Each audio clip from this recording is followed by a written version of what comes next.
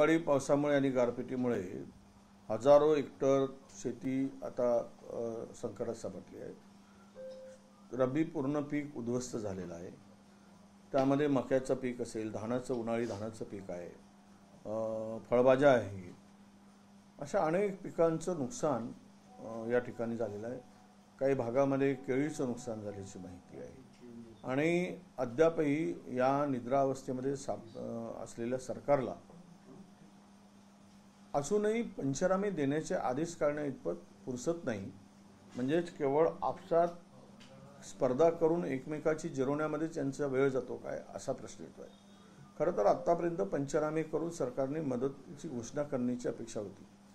तुम्ही शेतकऱ्यांची कर्जमाफी करतो म्हणून आश्वासन देऊन जाहीरनाम्यामध्ये सांगितलं, घसा कोरडा पडेपर्यंत लोकांना आश्वासन दिले आणि आता तुम्ही शेतकऱ्यांची बेईमानी केली, शेतकऱ्यांची फसवणूक केली आणि त्यातल्या त्यात या अवकाळीमुळे आणि गारपिटीमुळे झालेलं नुकसान ही सुद्धा भरपाई देऊ शकत नाही। म्हणजे तुमचा शेतकऱ्याप्रती किती तुमचा प्रेम आहे, आस्था आहे हे दिसून आलेलं आहे। शेतकऱ्यांच्या जीवावर मतं घ्यायची आणि शेतकऱ्याला वाऱ्यावर सोडायचं एवढं पाप आणि असं पापी सरकार महाराष्ट्राच्या इतिहासात झालेलं नाही आणि महाराष्ट्राच्या इतिहासात होणार पण नाही। अशा प्रकारचे पापी सरकार आहे आणि या सरकारला पाप भोगावं लागेल। शेतकऱ्याचा तडतडाट या सरकारला निश्चितपणे भोगण्यास भाग पाडेल असा मला विश्वास आहे। सामाजिक न्याय विभागाचा निधी जो आहे तो त्यामुळे नाराजी व्यक्त होते मंत्र्यांकडून। नाही, खरं म्हणजे संविधानातील तरतुदीनुसार लोकसंख्यानुसार सामाजिक न्याय विभागाचा अर्थसंकल्पामध्ये तरतुदीचं प्रावधान आहे। ती तरतूद ही संविधानातील तरतुदीनुसार संविधानातील निर्देशानुसार ही सामाजिक न्याय विभागाचा निधी त्या विभागाला दिला जातो। तो निधी जर वळवणं म्हणजेच त्या संविधानाचा अपमान आहे आणि समस्त मागासवर्गीयांना वाऱ्यावर सोडण्याचा प्रकार आहे। हा खरं म्हणजे अक्षम्य असा गुन्हा आहे, तो वळवताच येत नाही, तो गुन्हा आहे आणि तो गुन्हा म्हणजे पहिल्यांदा तर अॅट्रॉसिटी दाखल केला गेला पाहिजे आणि असा निधी वळवत असेल तर संविधानामध्ये ज्या काही गोष्टी आहेत, संविधानाने जे काही अधिकार दिले आहेत त्यानुसार हे सरकार महाराष्ट्राच्या गादीवर बसण्यासाठी लायक नाही, पात्र नाही असा त्याचा अर्थ होत आहे। तुम्ही सत्ता मिळवण्यासाठी घोषणा करायच्या आणि मागासवर्गीय आणि आदिवासींचा निधी वळवायचा हे मात्र राज्याच्या इतिहासामध्ये हे पहिल्यांदा घडत आहे आणि राज्यामध्ये आदिवासी आणि मागासवर्गीयांना या सरकारने दिलेला निधी दुसऱ्या विभागाकडे वळवून प्रचंड अन्याय करण्याची भूमिका या सरकारची आहे आणि हे आता स्पष्ट झालेलं आहे। म्हणून या सरकारवर अॅट्रॉसिटीचा गुन्हा दाखल करावा अशी आमची मागणी आहे आणि दिलेला वळवलेला निधी त्वरित त्या विभागाला द्यावा। मागील वर्षी सुद्धा सामाजिक न्याय विभागाला 26% निधी खर्च झाला। हे कशाचं लक्षण आहे? तुम्ही हे सरकार कोणासाठी चालवत आहे, किती टक्के लोकांसाठी चालवत आहे आणि कोणाच्या फायद्यासाठी चालवत आहे? या राज्यातील उपेक्षित, शोषित, दलित, पीडित माणसाला जर न्याय देण्याची तुमची भावना नसेल तर तुम्ही काय भांडवलदारासाठी, उद्योगपतीसाठी हे सरकार चालवत आहे? कोणासाठी सरकार चालवत आहे? म्हणून या सरकारवर अॅट्रॉसिटीचा गुन्हा दाखल व्हावा अशी आमची स्पष्ट मागणी आहे। आज चौंडीमध्ये कॅबिनेट होता राज्याची, त्यासाठी जवळपास मोठा खर्च जो आहे तो कॅबिनेटसाठी करण्यात आलेला आहे। या कॅबिनेटमधून काही फलश्रुती होईल का? कारण अहिल्याबाई होळकर यांच्या जयंती शताब्दी वर्षानिमित्तानं तिचं कॅबिनेट नाही, सगळं ठीक आहे।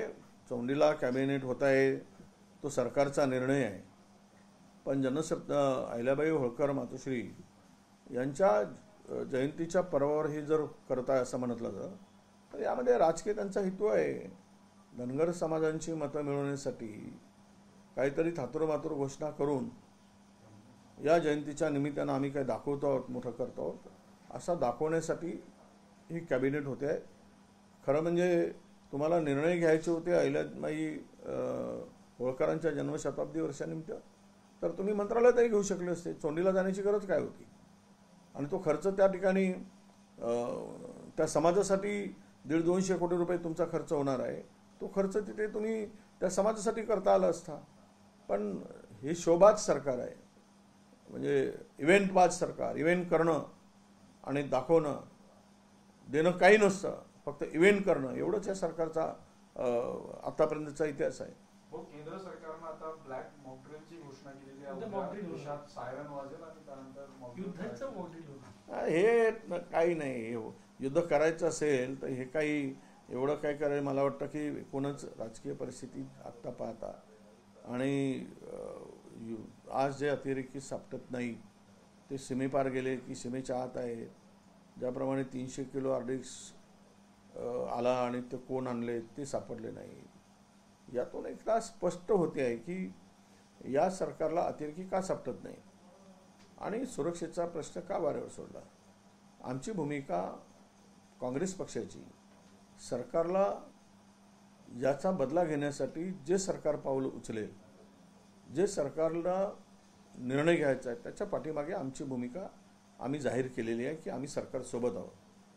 आणि अशा स्थितीमध्ये उद्या जर सरकारची भूमिका युद्धाची असेल तर त्यासाठी निश्चितपणे काँग्रेस पक्ष म्हणून आमची भूमिका त्यांना समर्थन देण्याचीच आहे. पण वेळ का घालवत आहे? आता तर सध्या चॅनलवरच युद्ध सुरू झालं आहे. काही चॅनलवाले आतापर्यंत पाकिस्तानातला अर्धा भाग जिंकून टाकलेले आम्हाला दिसत आहे. म्हणजे लाहोर वगैरे, रावळपिंडी वगैरे अतिक्रमण केलेत काही चॅनलनी आणि तो भाग त्यांनी जिंकला सुद्धा आहे. हे चॅनलवरच्या युद्धापेक्षा प्रत्यक्ष युद्ध करून पाकिस्तानला धडा शिकवण्याची गरज आहे आणि सरकारने ते तातडीनं करावं अशी आमची अपेक्षा आहे. आणि राहिला तो मॉक ड्रिलचा विषय तर ठीक आहे, फक्त ते दिखावा होऊ नये. केवळ आम्ही दाखवत आहोत, आम्ही आता लढाई करतो, चढाई करतो, करा आणि संपवून टाका.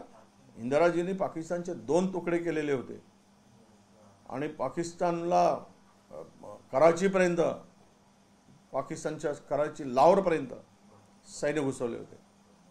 ही ताकद त्या काळामध्ये होती. आता तर समृद्ध भाषा आपला देश म्हणतो. आम्ही सगळ्या युद्धासाठी आपल्या देशाकडे असलेली शक्ती जी आहे ती प्रचंड मोठी आहे.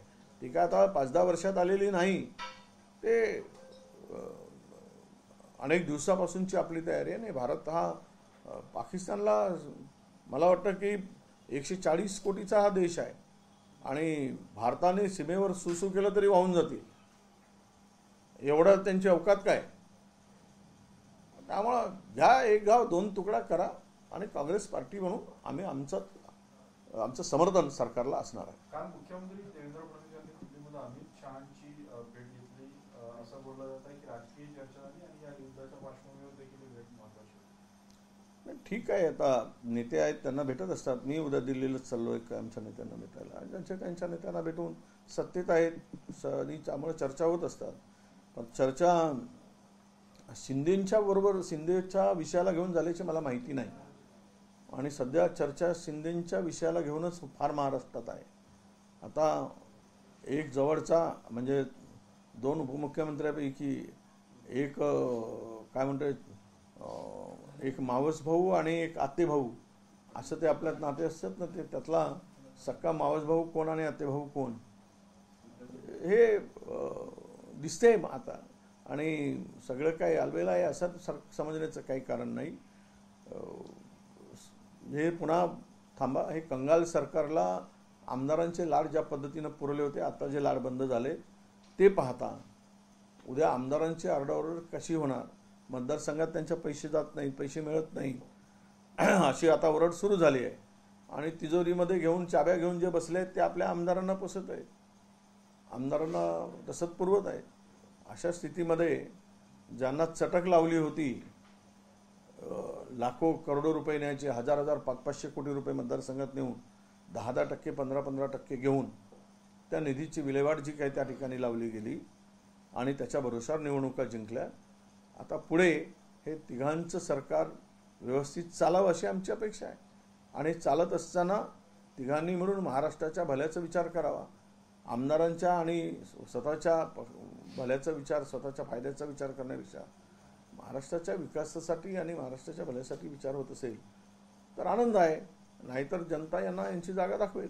लाडक्या बहिणीच्या त्यात दोन म्हणजे आता आपसातच वाद होताना दिसून येत आहे. एकीकडे शिरसाट म्हणतात माझ्या विभागाचा निधी पळवला जातो, तिकडे हसन मुश्रीफ म्हणतात की ज्या पद्धतीनं हे पैसे घेतले जातात आम्ही काय करायचं, आभाळातून पैसे आणायचे का, असा प्रश्न केला.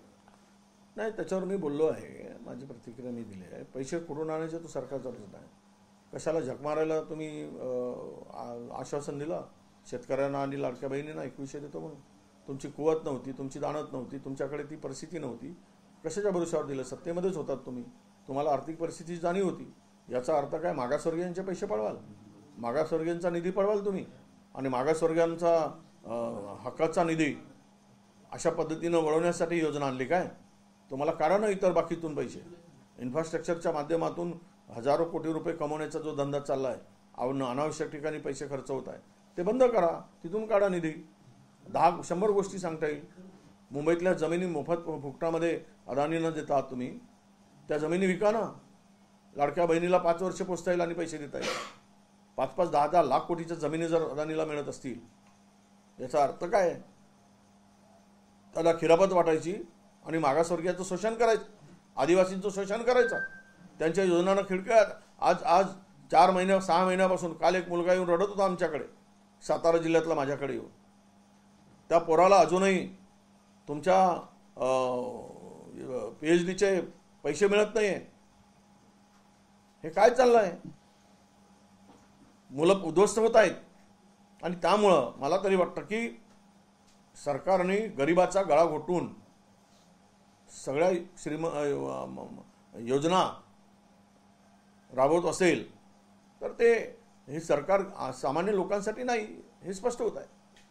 हिंदी में जानना चाहेंगे, कल मॉक ड्रिल है, सायरन और ब्लैकआउट की भी केंद्र ने आदेश दिए मॉक ड्रिल के तहत, क्या कहेंगे? नहीं, अभी किसने रोका है? ठीक है, मॉक ड्रिल कर रहे हैं, हमारा समर्थन कांग्रेस पार्टी का उनको है.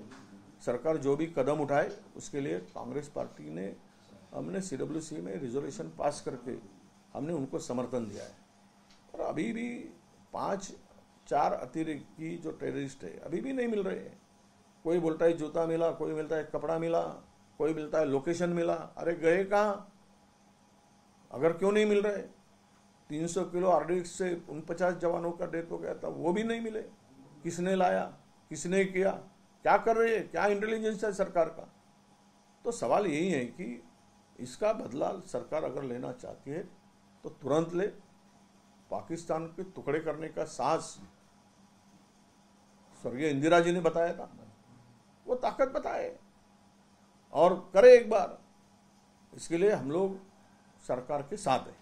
आज राज्य में पहली बार कैबिनेट एक गांव में होने वाली है, कैसे देखते हैं पहली बार जो कैबिनेट? नहीं, उतने पैसे खर्चा करके वहाँ जाने से, उतना ही पैसा अगर वहाँ के स्मारक हो या वहाँ के समाज, धनगर समाज के लिए हो, ये अगर खर्चा होता तो बहुत फायदा होता था. जाने की क्या जरूरत है?